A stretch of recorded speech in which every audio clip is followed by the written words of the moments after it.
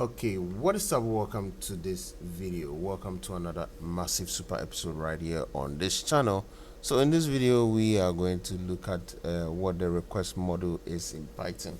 So the request model is a popular third-party HTTP library in Python that simplifies web interactions.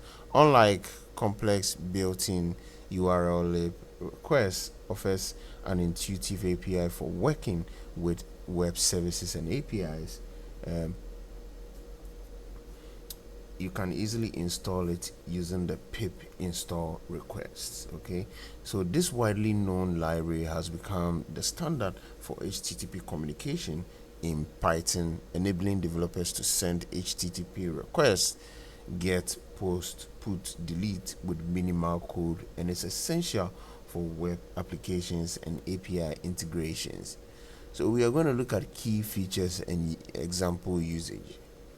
So request offers a streamlined syntax for HTTP requests and returns a response object with all essential data, including status, headers, and content. The core features include intuitive syntax for HTTP methods, JSON parsing, session and cookie management, authentication and custom headers, file uploads, and content decompression.